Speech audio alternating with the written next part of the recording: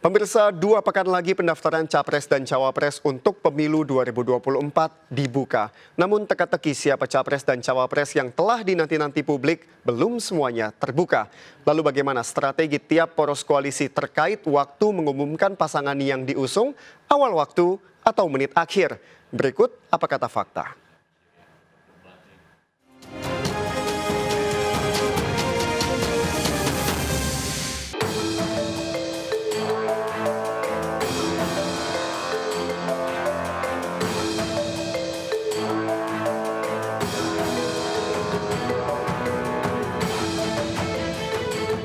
Pendaftaran Capres dan Cawapres tinggal 2 minggu lagi. Namun hingga kini, teka-teki siapa yang akan maju sebagai bakal calon wakil presiden masih belum semua terungkap. Lalu, apa kata fakta?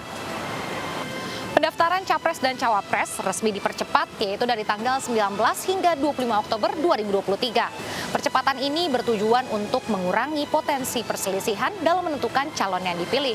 Selain itu, waktu pendaftaran juga dipersingkat dari yang tadinya sebulan lebih menjadi 6 hari saja.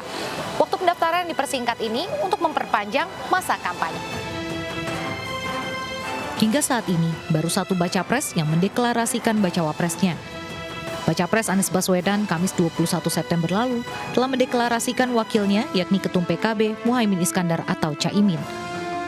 Pasangan baca pres bacawa pres ini akan mendaftar ke KPU RI di hari pertama pendaftaran.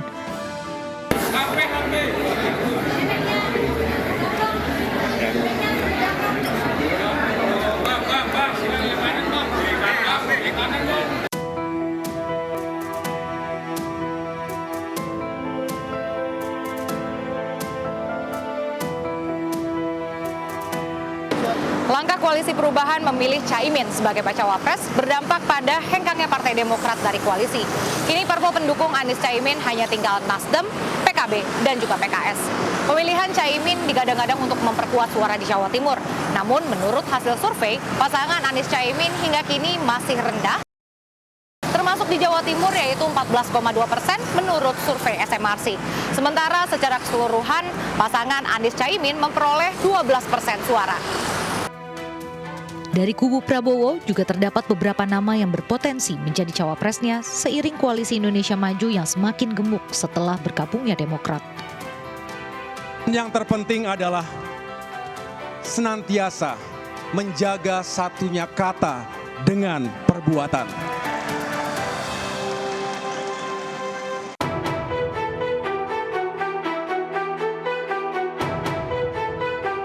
Terdapat beberapa nama yang disebut akan mendampingi Prabowo Subianto. Menurut survei indikator politik, Menteri BUMN Erick Thohir menempati posisi teratas dengan 25,8%. Lalu disusul dengan putra sulung Presiden Joko Widodo, Gibran Rakabuming Raka dengan 14,1%.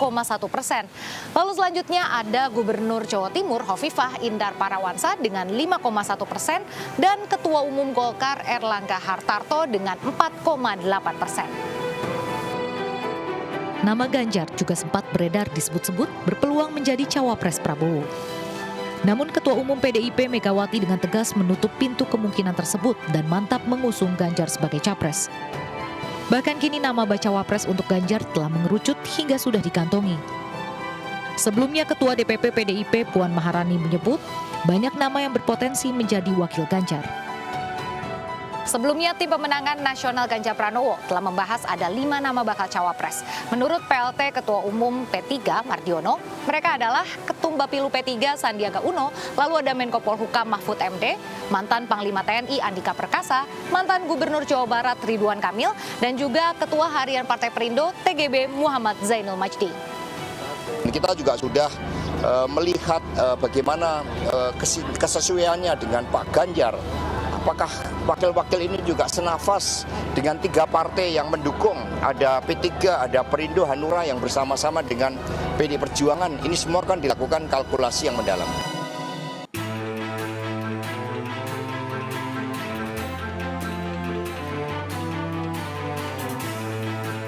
Kapan sih Mas waktu yang ideal untuk menentukan cawapres? Kalau ditetapkan jauh-jauh hari sebelum pendaftaran, tentu kan ada efek positifnya supaya masyarakat bisa mengetahui secara lebih awal dan bisa memberikan masukan termasuk profiling terhadap calon wakil presiden.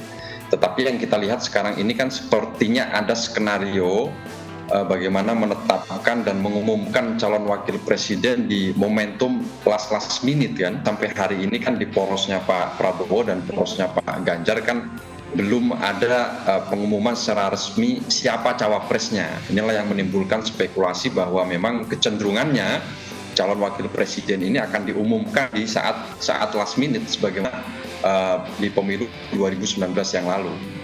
Apa kelebihan dan kekurangan untuk menentukan cawapres lebih dulu seperti Anies dan juga Caimin?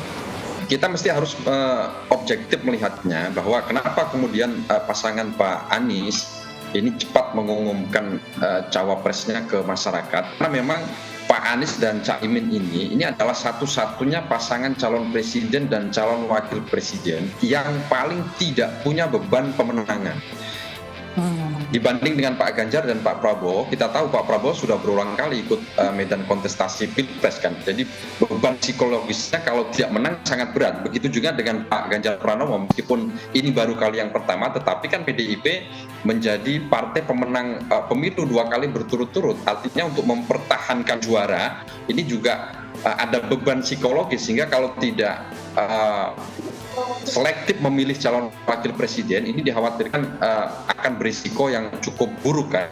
Nah tentu dengan diumumkannya calon wakil presiden secara lebih dini, masyarakat akan bisa diberikan atau memperoleh gambaran yang lebih jelas terkait dengan track record calon wakil presiden tersebut. Nah saya kira akan lebih baik kalau paling tidak katakanlah 1 minggu lah sebelum masa pendaftaran capres-cawapres dimulai, ini semua poros sudah bisa mengumumkan calon wakil presidennya. Lalu apa kelebihan dan juga kekurangannya jika menentukan cawapres di last minute? Ya karena memang belum putus kan. Tetapi kalau kita lihat dari perspektif kinerja demokrasi, ya saya kira akan lebih baik kalau semua poros koalisi ini bisa mengumumkan secara lebih dini calon wakil presiden, supaya sekali lagi kontestasi Pilpres ini kan bukan hanya menjadi milik elit politik, tetapi juga menjadi milik rakyat banyak, sehingga rakyat berhak dan berkesempatan untuk melakukan profiling terhadap calon wakil presiden supaya bisa ikut memberikan masukan.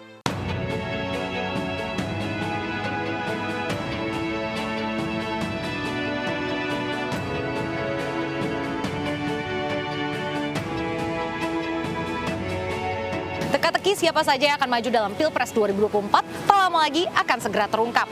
Setelah mendaftarkan diri dan ditetapkan oleh KPU, kampanye Pilpres pun akan segera dimulai. Saya Raisa Nadia dan Rian Kaputra, serta juru kamera Dimas Winardi. Sampai jumpa di Apa Kata Fakta selanjutnya.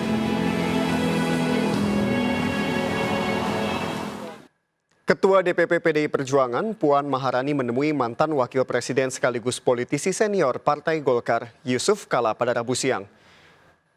Puan Maharani tiba di rumah Yusuf Kala di kawasan Brawijaya, Jakarta Selatan sekitar pukul 12 siang. Pertemuan kedua tokoh ini digelar secara tertutup. Usai pertemuan, kedua tokoh memberikan pernyataan kepada awak media. Yusuf Kala mengatakan kunjungan Puan hanya sekedar silaturahmi mengingat keduanya pernah bekerja sama dalam kabinet kerja. Sementara itu Puan mengaku sengaja bertemu dengan Yusuf Kala untuk banyak belajar dan meminta pendapat mengenai kondisi politik saat ini. Kedua tokoh pun sepakat untuk menciptakan suasana kondusif jelang pemilu 2024. Namun saat ditanya mengenai kemungkinan Partai Golkar bergabung mendukung Capres Ganjar Pranowo, kedua tokoh enggan menjawab.